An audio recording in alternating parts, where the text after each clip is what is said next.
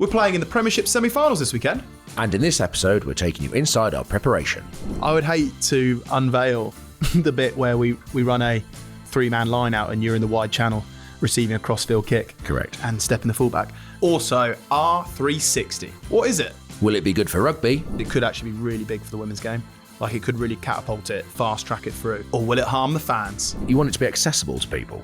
So when kids do come and watch and play, and families can go along and see it and get brought into the game that way, rather than just being like, it's so brilliant, it's so out of touch, I'm not going to, you can't achieve it. Welcome to For the Love of Rugby.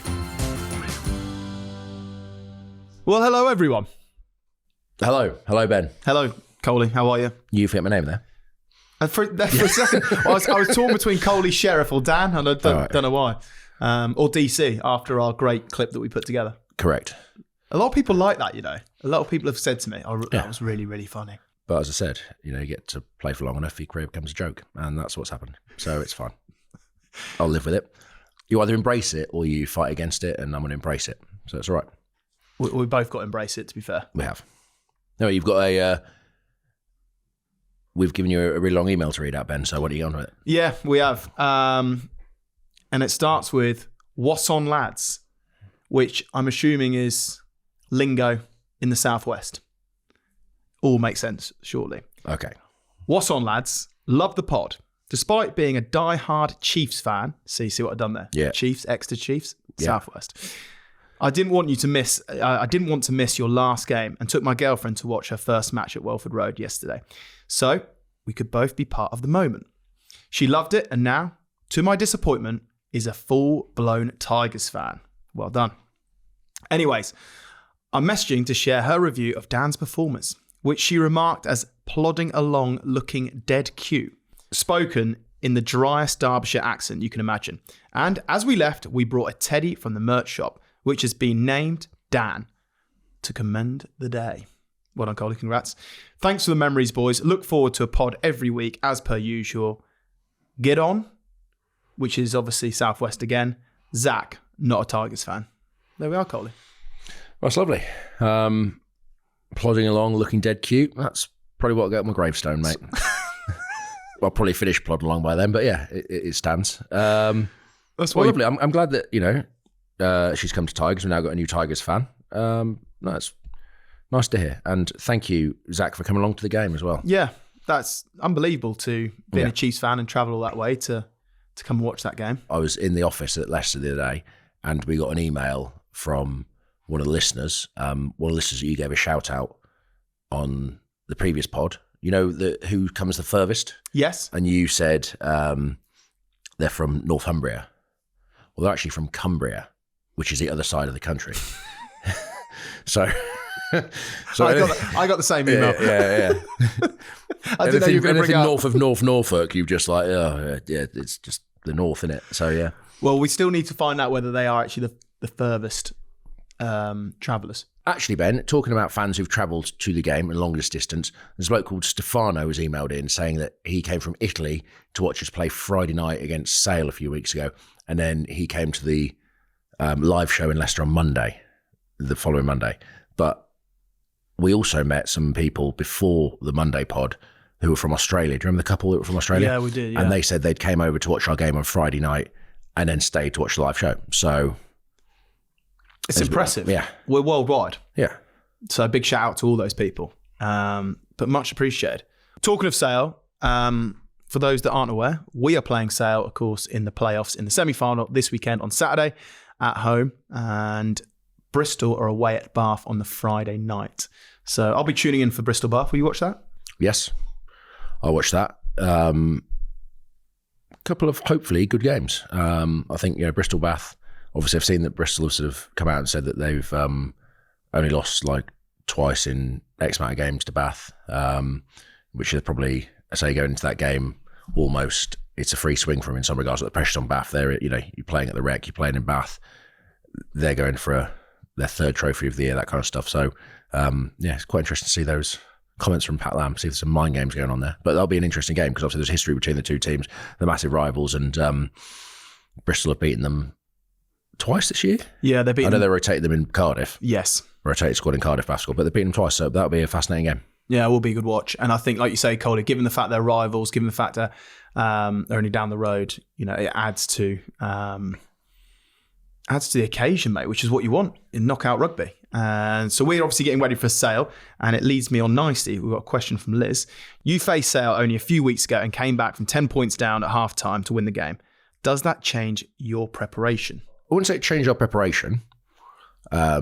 We will prepare the same. Obviously, it's semi-final, so you have to make slight adjustments to that. But I always think you expect the best out of the team you're going to play against. So this weekend, Sale, we expect them to play like they did in the first half, and you know what I mean? They always carry that through, so we have to find ways to negate that, and also they know how we're going to play probably. So, I think we came back in that game with a couple of mauls, so they probably are going to try and stop our maul. You know what I mean? So it's all that cat and mouse game, isn't it, of like bluff, double bluff. So it'll be interesting the weekend. But I think mainly, because you can't always tell what the opposition are going to do, you focus on their big players like your George Fords and sort of expect him to be its best, and how can you counter that? And similar with their backfields loaded, they've got a great forward pack. It's like, well, how can you get the best out of your team and try and stop them playing well more than? And I guess you probably know that because you played them however many weeks ago we did, so it's not totally out of the blue. But I wouldn't say it changes your preparation much. No, it's just fresh in your mind because we only played them, like you say, not so long ago. So you're aware of how effective they can be when we're just slightly off, and I'm sure vice versa. So it makes for a hell of a game. I think that when you look at the way that game unfolded, both teams had moments of complete control and dominating, and then equally had moments of, I'm sure if they could redo it again, wouldn't have done it. So it's going to be very, very, very, very competitive, I'm sure. And, a team that we respect hugely. Like they're a tough team, Sale. Like they are, they're well drilled, well organised. They know what they're about. Big heavy pack. George Ford pulling the strings, who, of course, got nominated for Players Player of the Season. Didn't win it, but hell of a player. So he's in fine form, and he's a huge part to why Sale are where they are, and equally when he plays well, ultimately everyone almost sort of plays very well around him. Have you spoke to Fordy this week? I have spoke to Fordy this week. Did I speak to him this week? No, I spoke to him on the weekend is when I spoke to him. Okay. So the weekend he spoke to, only because he was reaching out to say, saw the run out and saw the reception you got. Well done, mate. Like normal Fordy. Yeah. Very nice. Just from a mate's point of view, just say, well done, mate. Obviously lost my number, hasn't he? Yeah. I don't remember getting that text from him. But I think, when it's a week like this, do you know what I mean? I'll catch up with him after. Yeah. But he touched base just to say congrats, Matt, and I saw the scenes and it was awesome that you got that. So, which was very nice for him. Do you want to give the listeners / viewers a insight into what our training week has looked like? Sure. From, obviously we played on Saturday. Just Sunday we were off, and then Mondays when we first hit it hard. Yeah, I mean, we've got to probably keep our cards pretty close to our chest in terms of how much we give away. The tactical details of how we're going to play, Ben. But yeah, exactly. Don't tell them the secret move where I get it and chip and chase, mate. Don't tell anyone about that. I would hate to unveil the the bit where we run a 3-man line out and you're in the wide channel, receiving a cross-field kick. Correct. And stepping the fullback. But in short, we were in on Monday.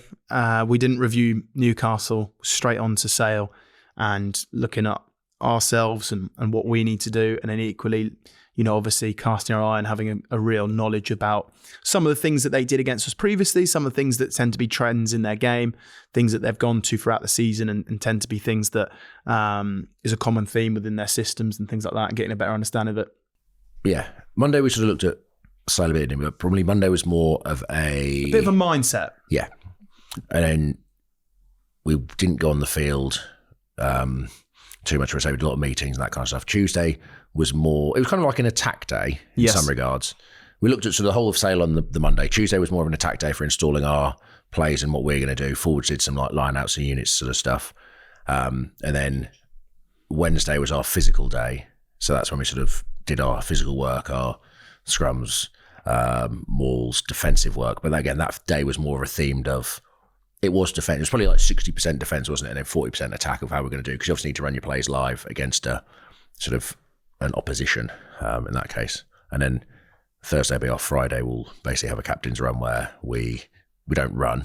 We do our plays and spot our line outs and make sure everything's fresh in the mind for the game on Saturday, isn't it? Yeah, it is. But I think, also weeks like this is like, this is what we're built towards. Yeah.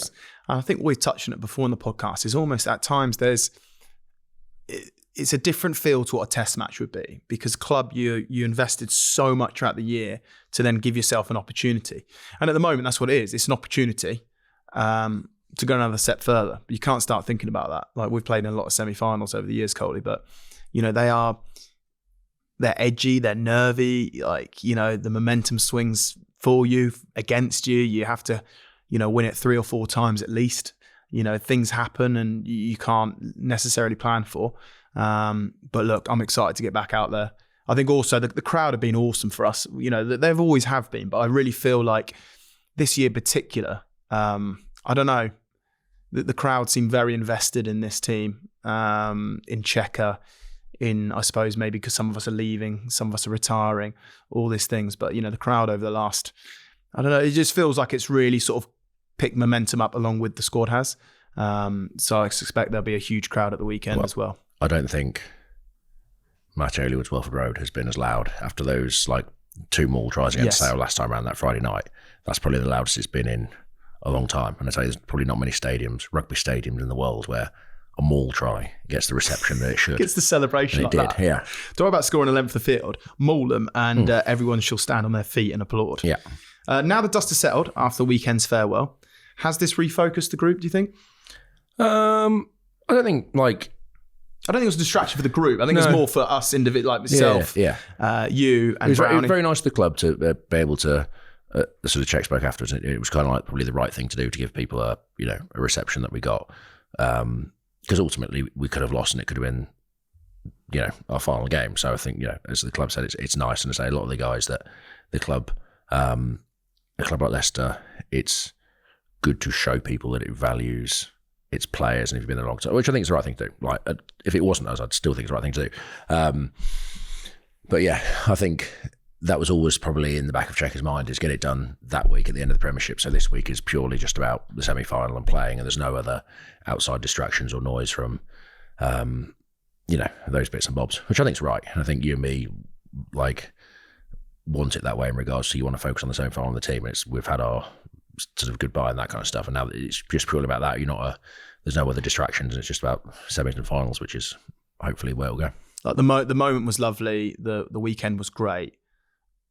But I was equally pleased it's done. Yeah. Because you say, Coley, at the end of the day, the main thing's the main thing. We want to win, we're competitive, and, and I've got to do my job. And I think now that we've had that sort of moment, we can just focus on the job in hand. So it worked out great that the way that the fixtures fell, and that was the last home game, everything like that. Great. But I think very much the dust has settled, and we can move on in terms of just focusing on what we need to do. We have a question from Jen. It says, this could be your last ever game as professional rugby players. Has it crossed your mind? Well, you just know it's ending at some point. It's either ending this weekend or it's ending next. Yeah. So yeah, it's crossed my mind. I think we've had our send off doesn't make me nervous. If that's what you're asking. Yeah. The fear of losing doesn't outweigh the excitement of winning. I want to go out and win, but I'm not daunted by if we lose, that's it. Oh my God, I'm retired. I've come to terms. I'm finishing. Is it strange that it's either this weekend or next weekend? Not really, because either way, I know. Yeah. I know that I'm done in the next week or 2. Yeah. So no, I don't feel extra focus or anything like that. I just, I know it's ending at the next couple of weeks or this weekend, and either way, I've already come to terms with that. So I'm just there to absolutely do my job. Yeah. No, I agree. And in games like knockout, you have to go out and go win it. I know that everyone goes, oh, well, that's a ridiculous thing to say. Of course you go out and win it. Yeah, you do. But there's a different mindset between trying to sit on a lead, let the game sort of unfold a certain way and we'll see, and we'll kind of ease our way into it and, work it out and feel each other out and see where the intensity's at. That's a very different mindset to go and this is how we play. This is what we do. And we're at them and we're going at the start and it's on, Yeah. Sometimes you can have these cagey 15, 20 minutes where no one really wants to have the ball. Yeah. No one wants the ball in their half. And it's all just not much going on. It was the year we won it back in 2012. I remember the semi-final against Northampton, and that was almost like, because Northampton just scraped in, I think, in fourth, we were top, playing at home, obviously big emotion and stuff, but it was almost like ours not to lose. Yep. So we almost played safe, and almost cost us. I mean, their wing was man of the match for us that day by dropping the ball 7 times and giving us intercepts and that kind of stuff. So, but then the week after, going to Twickenham against Sarries, we almost put the shoe on the other foot and went sort of like, it's a free swing. Let's go out and win the game. You know, we're going to get moments and opportunities. Let's be good at when we need to be. And we were. We scored twice in 10 minutes, and that basically won us the game. But it was almost like the shoes on a totally different foot in regards to, let's go out and win this game. We're not just going to go there to compete and stay in it. We're going to go out and win the thing. And that, you know, ultimately, that shifting mindset. And so there's another question here from Harry about Cheika's messaging. But I think that's this week, Cheika's very much been, I think, let's go out and win the game and play and be aggressive in what we do and make a mistake on the front foot rather than, you know, don't play safe and don't sort of like, yes, you've got to be smart and you've got to be, we're not just going to pull things out of our arse from our own line, but that he wants to go out and win games and be aggressive and play on the front foot and make mistakes. If you're going to make a mistake, make it on the front foot. And that means, you know, with a kick to touch is almost go for, instead of playing safe and kicking it 2 yards out, it's go for broken. If you miss, then it's all right because the line's going to get there. And, you know, defensively, if you're going to come out the line, make a big hit, well, go and do it. If you miss, it's all right because your mate's going to be alongside you, and rather than just sitting back and getting ran into. It's those kind of messages. And Czech's very much this week, especially, I think he's been very much focused on being on the front foot and sort of, going out and playing to win. And if you lose, I think it's at least you've put your best version of yourself forward and you can accept that rather than sort of waiting to, you know, just playing a slow death in some regards. And I think also, like someone like Cheika, like he's been there, done it. Like you can just sense how much he loves this week. You know, like some people maybe get daunted by the like weeks of this, like, oh my gosh, semi-final, like, you know, the whole year's work towards one game. And, you know, that is one game. And, you know, you can win it or you can lose it. Like no one knows. But there's something about having someone like that in the room that just, you can just see like he's just loving this week. Like he's into it and he's loving it, which is great. We've got a question from Jaden. How good is it to have Andre Pollard on your side in these high pressure matches? It's massive. Having blokes that you can rely upon, I think, in those high pressure situations that are prepared to put the hand up. I don't want to, like, Polly's had pressure situations, obviously it's not a problem, but like, it's just the fact that if you have a penalty kick in the final minute, Polly will take it. And if he wins it all, goal kickers don't lose your games, but you know what I mean? Like, he'll take it and he has the confidence to take it. And as a player, you sort of look at him and go, he's prepared to do it, put his balls on the line in that regard. And you follow that and you know that's going to happen. So therefore, you know beforehand that's you going into the game with that kind of a player with that confidence and self-confidence in some regards, rather than sometimes, you know, I've had it before where you goal kickers and stuff sort of, oh no, we'll kick to the corner, or I don't think I've got this, you know what I mean? So it's like, it's not so much the confidence that high pressure, having him in the side, you kind of think we've won this. It's just the fact that he backs himself, he backs the team, and that bleeds into, I think, the rest of the team or people around you, and so back yourself to make, be on the front foot and just be decisive in what you do. Yeah, I think with Polly, he just has this presence, and he just gives off this aura of calmness. And you know, if he ever is flustered, like, he certainly doesn't show it. I think with goal kicking, that's the best example because it is such a solo part of the game. And as you say, Coley, like, goal kickers don't lose your games. Like, they don't. You know, they've got the balls to go up there and do it. And I think with someone like Polly, though, he just, it doesn't matter where the kick's from. He's just like, yeah, I'll take it. Like, he backs his ability to go and do it. And I think that is something like very reassuring for the 14 others on the pitch when he's like, yeah, give it to me, I'll get it. And even if he missed, he'd be like, oh, sorry, let's get the next one. Like, and I think that there's a sort of special mindset in that. We've got a question from Ellie. What do you make of R360? Coley, do you want to give us a bit of a background there? Because that might have just gone over so many people's head. So basically, it's going to be a new rugby competition with 8 men's teams, 4 women's teams. It's going to contract the best 300 players, men and women, from around the globe. I think it's going to be played in 2 blocks, April to June, August, September, and they're basically going to play, or the plan is to play like those games in Las Vegas on a weekend, and then they'll go to New York on a weekend, then London, and around the globe, sort of taking this sort of travelling roadshow with them, ultimately to grow the game. I think it's led by Mike Tyndall and Stuart Hooper, who used to be Doar at Bath.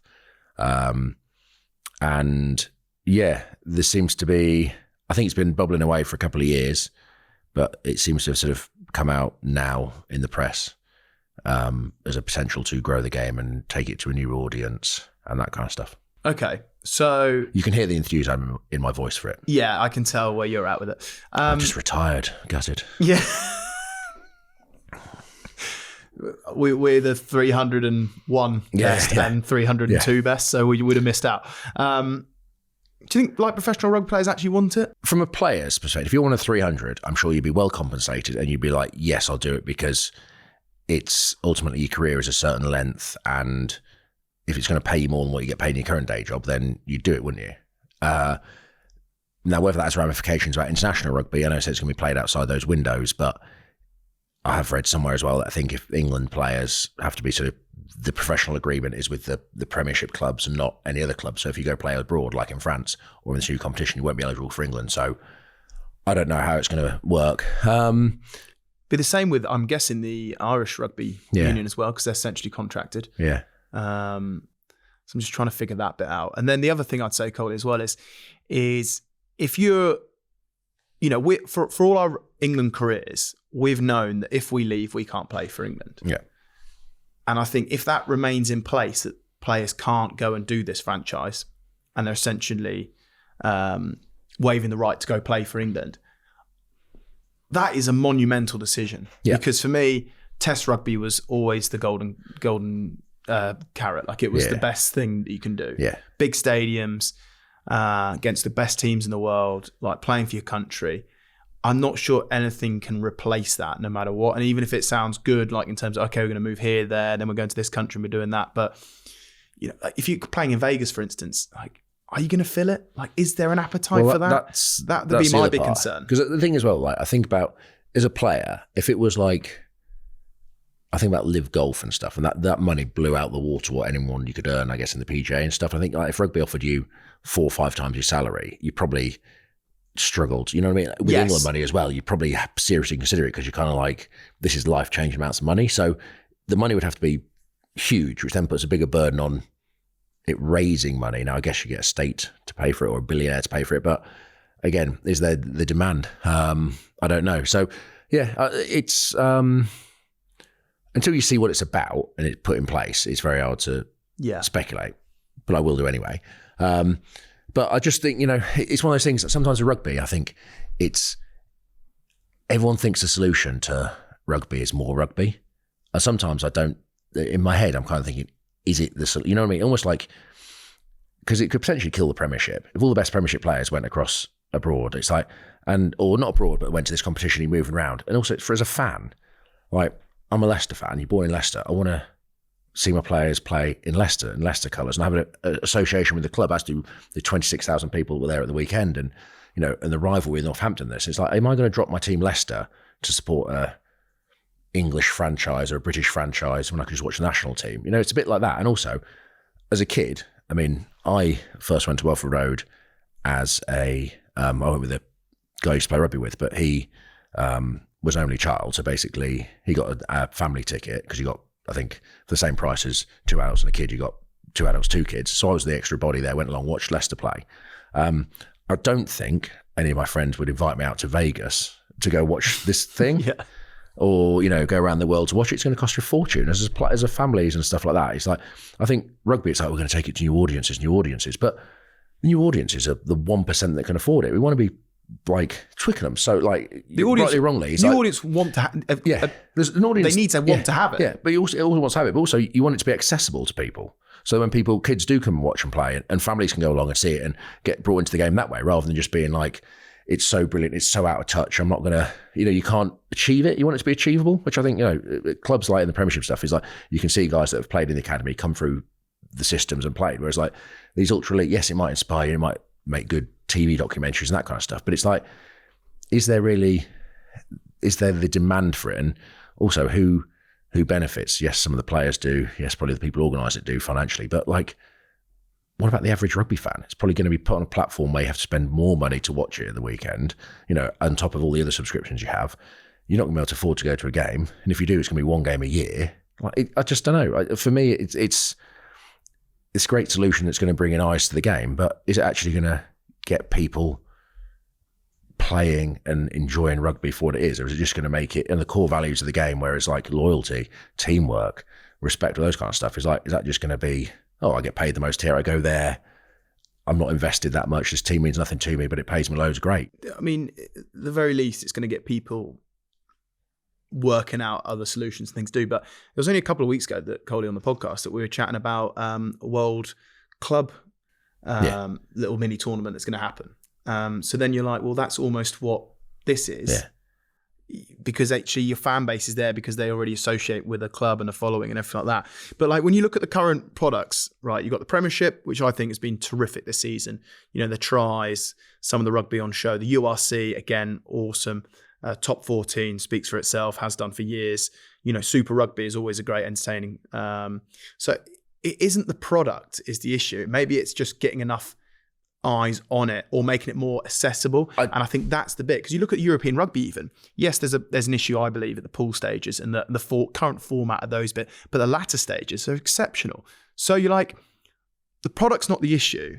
It's just maybe the engagement and how we make more people aware of it. So therefore, like you say, do you not water it down? Do you play less rugby and make it more condensed? And it sort of has that sort of 100 feel where it's like, boom, it's in and it's out, or the T20, and it's sort of, I don't know, it's all a bit more like start, finish, and it's like all condensed. I'm not quite know the answer, but you can't tell me that what the current systems are and the current formats in terms of the leagues aren't entertaining, because they are. But there's also real historical rivalries there, like when Northampton play Leicester or Bath play Bristol. There's rivalries. There's that tribalism of like, it's your local team, it's your place, it's where you grew up, or England, Australia, or that kind of stuff. Whereas sometimes with the franchise model, like we talk about the American, the franchise model, but they are actual. The NFL's been going for 100 years. I mean, there's 50 years or so, but like there is territorial stuff to it. You know what I mean? And whereas like sometimes with just dropping in franchises, it's like there's not that historic nature to it. So are you going to, I don't know, you know what I mean? The fan base, it would be interesting spectacle to watch, yes, a day out, great, but the long-term investment in it, you know, is that there? As in like the investment, fan engagement, is it there, or is it just when it comes in front of your face, you watch it and then it disappears? What I will say, Coley, is it could actually be really big for the women's game. Like it could really catapult it, fast track it through. I think it's growing anyway. You look at what's going to happen at the Home World Cup and how much exposure you'll get there. But I look at that and I think, okay, that could definitely work. Alona Miles seems to be, by all accounts, sort of on the marketing and part of it. Obviously, huge following that she's got. And you look at the effects of the 100 and what it did for women's cricket there. So I can see that really benefiting the women's game and that sort of go globally. Yeah, no, you can see that. And regards to as well, if you have 4 sides and they're all, I think, say the women's rugby internationally, because the Red Rose are so dominant, there is a fear that it kind of like, they're almost going to be victims of their own success. Whereas if you have a tournament there where it's almost like there's parity and teams are competing against it, and it's going to show the skill sets of the players and the teams and like the styles, then yeah, it could definitely be a massive boost for women's rugby, and you know, and it adds to the internationals when they play, or like the Premiership and stuff. So yeah, you can see it being that exposure and investment in the women's game being brilliant. Again, you probably need more teams, but I think yes, it could grow the game massively in that regard, which is great for the women's game. But again, my point on that would be is like, you watch these great players play in the franchises, and I'm inspired to go play or watch a game. Where can I then, does that trickle down into the women's game, the grassroots game, or the Premiership game, and people see that and go, yeah, I want to watch it. Then there's a link to where you can go and watch it, rather than being like, oh, just wait another year for it to come around. You know, that's where, again, I don't know, I'm not smart enough, I don't have any facts and figures to show the trickle down effect, but that's where you'd hope that it does. And if it does, that's, yeah, a fantastic thing that would happen. Yeah, I think it's due to clash with obviously the Rugby Championship as well, just back to the men's game there. It's going to clash with that, of course. I think South Africa and New Zealand did an agreement last year that they're going to play each other in an old school sort of 3 test match series, summer tour type every 2 years anyway. So how does that work? Obviously summer tours anyway that are in that calendar. How does that work? There is a lot of information that we don't know. Like it's just, you know, it's been released. It's still early days. We got a bit of information. And given the fact that it's hot news, we wanted to talk about it. But, you know, let's see how it sort of unfolds and when we hear a bit more about it, Coley, because at the moment we're trying to work it out whilst only knowing as much as you listeners. And if they put a massive check in front of me, I'm all for it. Yeah. I'll come with you, mate. Yeah, okay, I'll go on the journey with them. But yeah, comment below. What are you thinking about R360? Do you like the concept? Would you enjoy the thought of that? Sort of travelling, being able to watch them? Yeah, let us know. Comment below and let's hear from you. Well, speaking of reinventing rugby and taking it to new markets and new audiences, obviously I've been pushing the Rugby 8s. Of course, yeah. Which, is, for the people that don't know, is, I would say 80 minutes, but it's just 8 minutes of scrummaging. Team on team, don't even need a ball for it. So anyone can play it, really. But no one else seems to be interested in my game. So apart from, we'd have an email from Sherlock19. He says, there is a game that is 8 versus 8 and it exists in Spain with the best alternative to sevens, and they call it Fat Rugby. The ref does put the ball into the scrum, and then after number 8 comes out, they need to make at least one pass to be allowed to score. It's brilliant. The field is about a quarter of the full-size pitch, and there's loads of tackles and rucks. Just what a forward loves. Good beer, loads of food, and good music are always present, of course. Did I mention there's a minimum weight restriction in order to participate? Can you let us know what that is? Because I'm pretty sure. Because I'm pretty sure I can get there pretty quick. Yeah. We were chatting the other day, weren't we, Coley? We were talking all things podcasts and where we want to go with it and what we want to do now we're retiring and these ideas. And one of the things we spoke about is, we want to travel a bit and sort of get to know grassroots rugby from across the globe. And we're talking about Julian, and he was talking about his Argentinian team, amateur team, and what their Thursday nights are like, and how's a barbecue and everything like that, and chatting away. But this sounds like the perfect destination to go to as well, Coley. Yeah. Along with our global it's in talks, is in motion. Like, we're onto it, and this is a definite place that we need to go. The Rugby 8s does exist, Coley. It does. In Spain, and that will be part of our travel. Apparently on the website, the minimum weight for men is 90 kilograms. Oh, I'm fine then. Yeah. Oh, that's... Yeah, you're actually overweight. Mate, you're, if anything. You're too heavy for the game. I've gone in the heavyweight division. Yeah. 90 kilos. That's not a problem. Yeah. Consider it done. Where do you want me? Yeah. So we'll have to go out there to Spain and see it, won't we? Right, talking about the 90 kilo bracket, which I've surpassed, no problem. Coley, you've announced your retirement and you said you'd either balloon in weight or shrink right down. Basically, we don't know because you don't have to scrum again or more. But obviously, we're 6 months into our Thriver health journey. And how's it helping you move into retirement, Dan? Well, Ben, it's given me baselines so far for the past 6 months of where I am, I would say at the peak of my physical well-being. And so when I go into retirement now, it's going to give me markers to make sure that I know where I can be and know where I should be. So, if I do stop exercising and all that kind of stuff and my markers go down, then I have knowledge that it's not right, put it that way. That's very good. How can listeners get involved, Coley? If viewers, listeners like to make informed choices about their health, they need to give Thriver a go. There is a link in the episode description, and you can use the code LOVEOFRUGBY, all one word, and get 20% off your first blood test. That's Love of Rugby for 20% off your first blood test. Well, Rugby 8s is going to be my post-retirement game of choice. Ben, you obviously need a sport. What are you going to do? Paddle is what I'm going to do. I'm going to take up paddle, definitely. I love paddle, and there's actually a new club around the corner from me. Joe Marler is now a paddle influencer, and Danny Kerr put on a call on his socials for anyone who wants a match. How about we challenge them both to a game, Coley? Not keen. I don't know if you see my hand-eye coordination, but it's not been a forte over my career.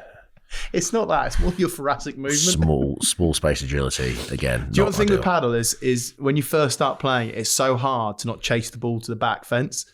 Yeah. Obviously, it bounces off and you've got to kind of get it, but it's so hard that you don't end up hitting it like a bug hitting a windscreen. You end up just charging after it and then literally face planting into the back glass and then sliding down it. Now it's summer though, Ben. I do also enjoy cricket.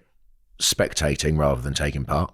Well, you're in luck, Coley, because Crowd Network, who obviously do our podcast, For Love of Rugby, have a new duo in town. Are they replacing Cricket us? Stars. Oh, cricket, are they? Oh, They're cool. cricket stars. Are they talking mate. about cricket or are they talking about rugby? Superstars, I'd actually say. They're talking about cricket. They're not talking about rugby. Just retired, man. I never retire again, do I, from podcasting? Now, they've actually sent us the artwork for the podcast, and they do look very shiny and handsome. And I've got to say, I think it was an easy edit because it's basically like our front cover. Just instead of pink, they've gone like light blue. It looks like basically they've gone on like paint when you're at school. You know, you used to get that thing that filled in the entire, like the actual can of paint that you clicked on it and it would like fill the entire background in. Yeah, they've just changed from pink to blue. They nicked our artwork. They nicked our format, Coley. They're not going to nick our presenters, are they? They're not going to nick the presenters. Shall we tell the listeners who it is, Ben? Come on, let's tell them. It is Stuart Broad and Joss Butler. And between them, they've basically completed cricket, won the Ashes, won World Cups, scored hundreds galore, taken wickets, done it all, mate. They're absolute legends. Ben, when are the episodes out? They're out on Tuesday, mate, which means you can listen to our show on the Monday and then listen to those guys on Tuesday. For Love of Rugby, followed by For Love of Cricket. And here's a teaser. I've sort of picked up the name Joss the Boss. Is that what you want me to call you on this podcast? I've got no idea why I call you Jose. I've done it for 13 years. England Lions Tour football manager, and I called myself Jose Boutelier. Stokesy pulled me aside and he goes, Brody, just want to let you know, I'm going to try and hit every single ball you bowl for 4 or 6. I was in the change room for 17 years. You're still there, Jose. We'll talk Rooty, Stokesy. You'll tell us what it's like to play in the IPL. And also maybe an awkward Frank Lampard story. Don't make me tell the Frank Lampard story. 100, this is from Joss Butler. And he gets his fairy tale ending. Obviously, the Champions Trophy was a big disappointment, and stepping down from captaincy, and you sort of feel a bit low on confidence. Oh, Baz, if we lose another wicket, are we blocking for the draw? Because I just want to say I don't really believe in draws. We're going for the win. Think of Coley scoring so many hundreds. When he scores 100, the place would be like a One Direction come out on stage. I feel like I should know this, but how many IPL hundreds have you scored? Scored 7. 7? Seven Brilliant. IPL. Sorry, I didn't mean to sound so surprised. Sorry, I'll redo that. 7. Wow, brilliant. That was for the love of cricket. Have we got any followers yet? We've only been going 5 minutes. The Instagram, TikTok, all of them are up and running. Love of Cricket Pod. And you can watch us on Spotify. Ben, the Premiership Awards were on Tuesday, and the winners were... I'll give you a drum roll, but I'm not allowed to touch the table. No, you're not allowed to. Premiership Player of the Season is Thomas Williams. The Premiership Breakthrough Player of the Season is Henry Pollock. The PWR Player of the Season was Meg Jones. And the England's Men's Player of the Season, Tommy Freeman. Freemo. And England's Women's Player of the Season was Zoe Allcroft. So, no real surprises there. No real surprise there, to be fair. Congratulations to all the winners. Didn't see any retirement awards there, though. Oh, actually, failed to mention there, Community Player of the Season, Ellis Genge. Love Was the it? pod. Big shout out to Genji. Yeah, he was. Yeah, that's that. Big shout out to Genji for Community Player of the Season. So I know he does loads of work around the community in Bristol. Does an awesome job. Always has been. Huge passion of his. And it's great to see him get acknowledged for all the work that he continues to do. So big shout out to Genji, and along with all the other award winners. But I think that one is pretty cool. Did you vote? I did vote. How did the voting process work? So how it used to work is you could vote whoever you wanted. You had to vote for a young player, which was category, I think it was like under 23 maybe. And then you had players player, which is obviously any age. There used to be 2 separate awards in there. I think Yes. it was like a Premiership Awards, which might have been selected by the media. And then there used to be the Players Awards, which was selected through the union. Yes. And This one was Players Awards. I yeah. think. I remember one year, basically, it might have been the year. Did you win the Players Player of the Year? I won the Young Player of the Year, yeah. All right, it might have been your brother then. It was one, basically, Leicester player was basically nailed on to win it. And at Leicester, where our dining room is, there used to be a little corner area, which where all the front rows to sit.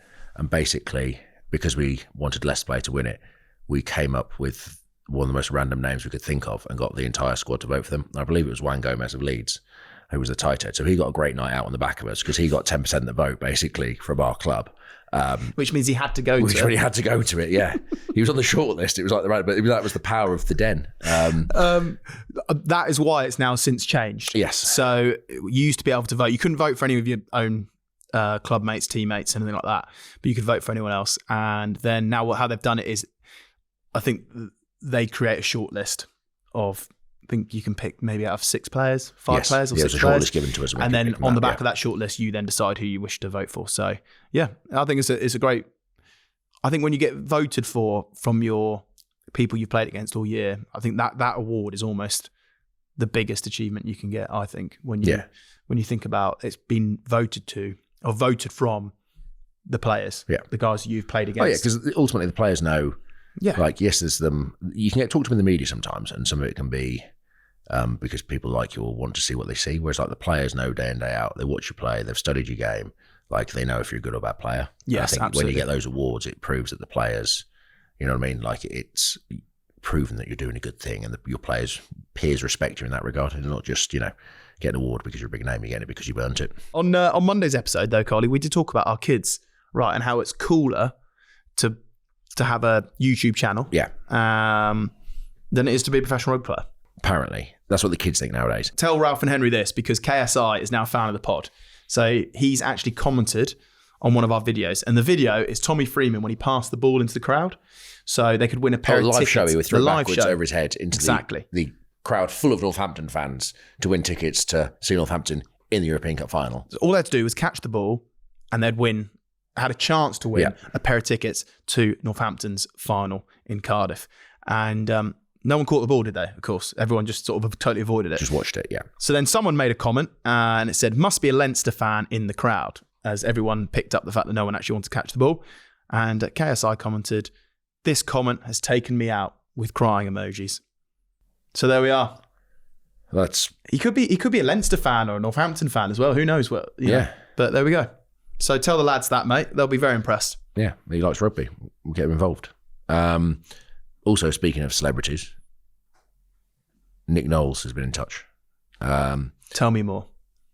He obviously saw the video of Marla paying tribute to me, and he goes, "You boys need a stage tour, or theatre pub tour, or stadium pub tour.